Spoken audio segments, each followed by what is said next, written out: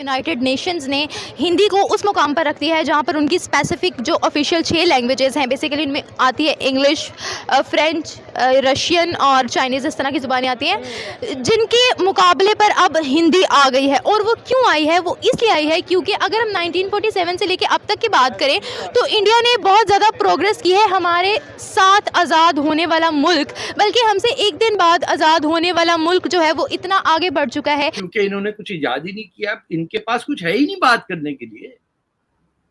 आपने 500 साल में किया क्या है, मुझे ये बता दीजिए। वो हिंदू तो 5000 साल पहले मोहनजोदारो बता देगा आपको कि शहर बनाना आता था। मुझे ये बताएं, पाकिस्तान ने 1947 से लेके अब तक किया क्या है? कुछ भी नहीं किया। आप चाइना के माली हैं, ड्राइवर हैं। IMF नाराज हो जाएगा और वो नहीं आएगा और आप क्राइसिस में चले जाएंगे, या आप उनकी बात मानेंगे तो चाइना के साथ तल्लुकात खराब हो जाएंगे। हो सकता है वो 2 बिलियन जो देना चाह रहे हैं वो भी डिले हो जाए। जी, क्या करेंगे? क्या फॉर्मूला आपके पास? क्या सोचे आप लोगों ने? कोई सोल्यूशन है, कोई हल है? मेड इन इंडिया जो है वो मेड इन चाइना के वर्सेस पर आकर खड़ा हो गया है। इंडिया में जो है वो हर चीज़ की मैन्युफैक्चरिंग जो है वो अपनी चाहे एक एक 2 प्यालियां पीना कम कर दे। हिंदी उनकी कौमी ज़ुबान जो है अब उसको उस जगह पर रखा जाएगा, वैसे स्टडी किया जाएगा जैसे बाकी लैंग्वेजेस को स्टडी किया जाता है। ऑब्वियसली बात है, यूनाइटेड नेशंस ने ऐड किया, ये कोई छोटी बात नहीं है, बहुत बड़ी अचीवमेंट है। जय हिंद दोस्तों, a very warm welcome to Hindustan special channel.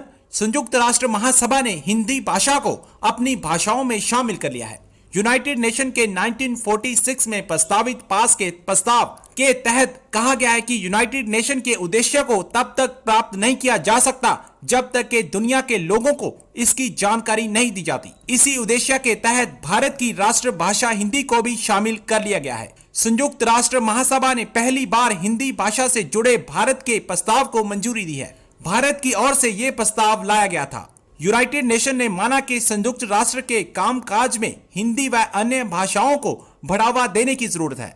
Bharat के लिए इसे एक बहुत बड़ी सफलता माना जा रहा है। अब पाकिस्तानी मीडिया भारत की राष्ट्रभाषा को यूनाइटेड नेशन द्वारा अपनाए जाने पर सकते में है और चर्चा कर रहा है कि हिंदी का यूनाइटेड नेशन द्वारा अपना लेना भारत की बहुत ही बड़ी जीत है। तो चलिए दोस्तों, आज की वीडियो की तरफ चलते हैं। Thank you so much. Hindi language को ऐड किया गया है और सेम एज इट इज़ उनको बढ़ती जैसे इज्जत और फ़रोख्त हासिल होती है ना, वैसे ही एज इट इज़ जो है हिंदी लैंग्वेज को हासिल होगी। मैं आपको ये बता दूं कि यूनाइटेड नेशंस ने हिंदी को उस मुकाम पर रख दिया है जहाँ पर उनकी स्पेसिफिक जो ऑफिशियल 6 लैंग्वेजेस हैं, बेसिकली इनमें आती है इंग्लिश, फ्रेंच, रशियन और चाइनीज़, इस तरह की ज़ुबानें आती हैं, जिनके मुकाबले पर अब हिंदी आ गई है। और वो क्यों आई है? वो इसलिए आई है क्योंकि अगर हम 1947 से लेकर अब तक की बात करें तो इंडिया ने बहुत ज़्यादा प्रोग्रेस की है। हमारे साथ आज़ाद होने वाला मुल्क, बल्कि हमसे एक दिन बाद आज़ाद होने वाला मुल्क जो है वो इतना आगे बढ़ चुका है।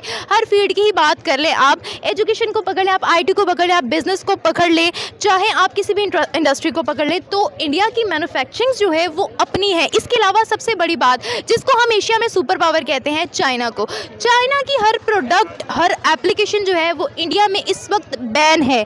मेड इन इंडिया जो है वो मेड इन चाइना के वर्सेस पर आकर खड़ा हो गया है। इंडिया में जो है वो हर चीज़ की मैन्युफैक्चरिंग जो है वो अपनी है। अगर हम रिसेंटली बात करें, इंडिया की GDP ने चाइना की GDP को बीट कर लिया है, क्रॉस कर लिया है।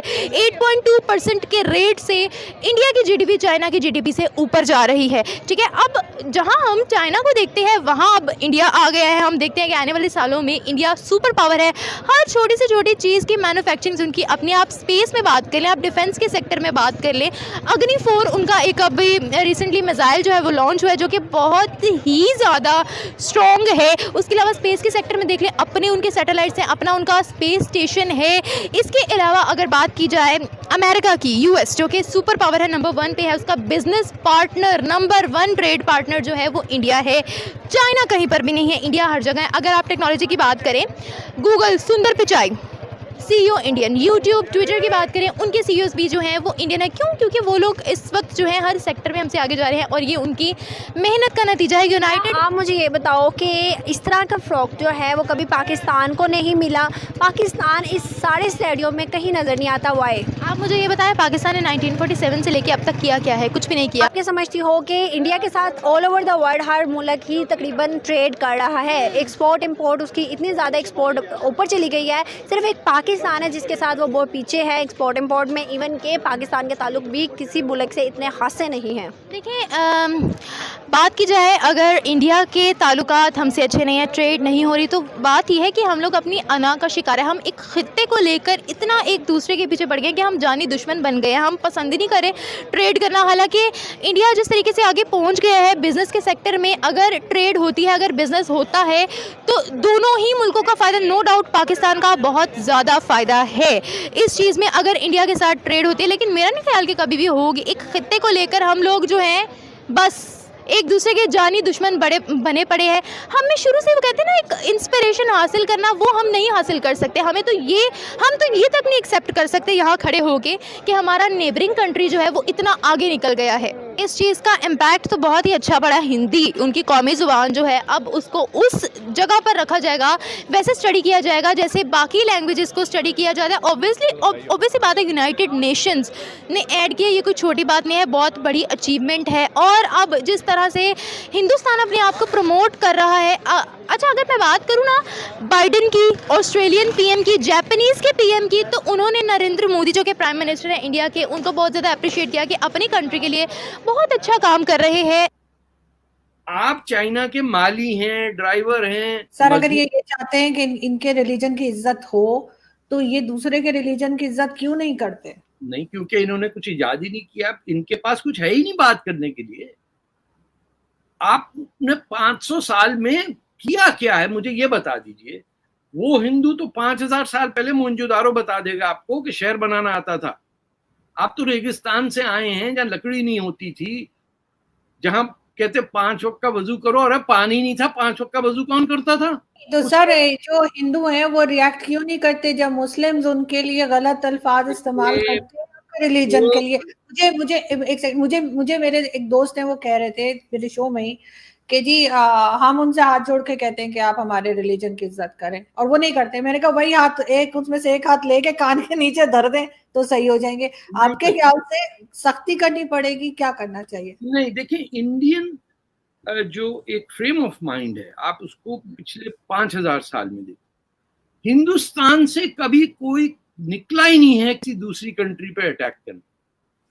दुनिया में हर कोई अपना लेके दंदनाते, मंगोल हो या अमेरिका हो आज का, या आप कहीं का देख लीजिए, फौजें लिए भाग रहे हैं, इससे हमको ये भी चाहिए वो भी चाहिए। आप सोचिए कि पूरा मलेशिया, इंडोनेशिया, ये पूरा एरिया मुसलमान होने से पहले ये हिंदू या बुद्धिस्ट था। वहां कन्वर्जेंस हुई, वहां कोई फौजें नहीं गई, लोग बहुत गए।